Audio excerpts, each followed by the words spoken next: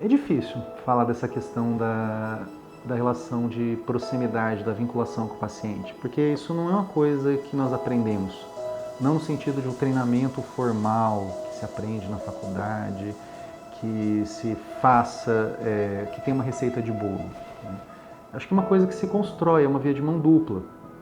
Eu lido com pacientes com doenças crônicas de uma forma geral, são pacientes que permanecem em acompanhamento por muitos anos, normalmente pela vida toda, e é inevitável que a gente não construa esses vínculos. Esse vínculo ele é único. Não, com alguns pacientes ele é um vínculo mais próximo, com alguns pacientes ele não é um vínculo tão próximo, mas certamente ele é um vínculo que existe.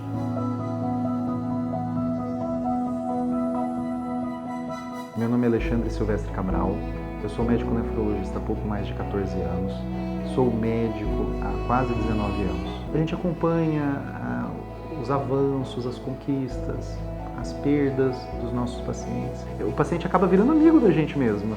E a gente conhece a família, conhece as histórias, não tem como a gente não construir isso. Né? E que bom que a gente consegue construir isso, porque se a gente não construísse seria uma coisa extremamente fria, seria uma máquina. É mais fácil substituir o médico por um programinha de computador que dá as receitinhas e os protocolos. E não é isso. A relação médico-paciente, a relação terapêutica é muito mais do que isso. Eu conheci o Dr. Alexandre em agosto de 2013, que foi quando eu fui diagnosticada com lúpus. O lúpus veio de uma forma muito agressiva, atacando o meu pulmão, meu rim, me dando anemia profunda. E eu comecei a fazer o tratamento, que é uma pulsoterapia, que é tipo uma quimioterapia mais fraca. Aí o lúpus entrou em remissão, mas o meu rim, a lesão foi irreversível e o doutor falou que eu futuramente precisaria de um transplante. A história da Lorena é uma história interessante. Eu lembro de alguns detalhes porque tinha algumas coisas marcantes, eu lembro até hoje.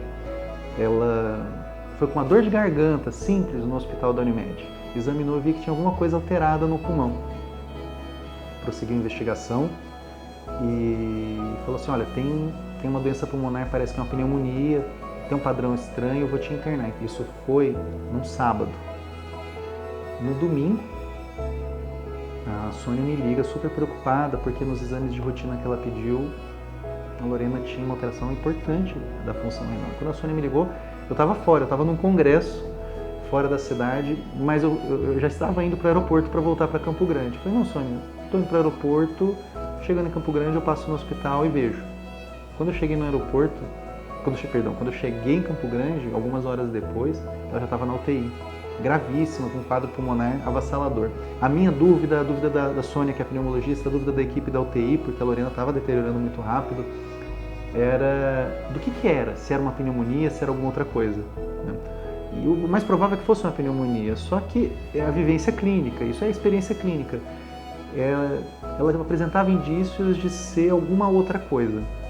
A nossa suspeita, a suspeita era de doença autoimune e não tinha como confirmar o diagnóstico. E os tratamentos ali divergiriam. Se fosse pneumonia, o tratamento era se fosse doença autoimune, o tratamento pioraria uma situação de pneumonia, que seria um tratamento imunossupressor, que diminuiria a defesa do organismo.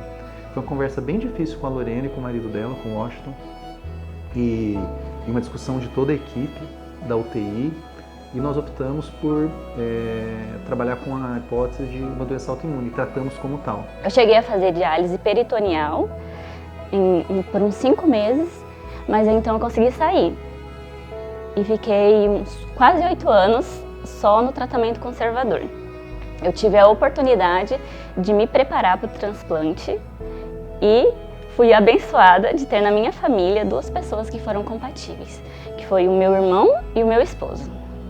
Felizmente, ela tinha um doador, que é o marido, o Washington.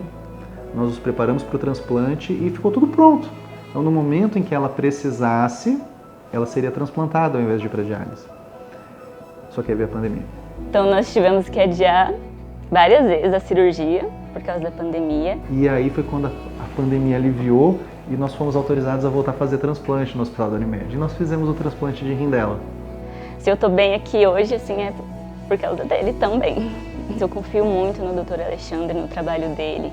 Ele tem um zelo que eu nunca vi pelos pacientes, um cuidado, uma preocupação Sempre acompanha ele de pertinho mesmo.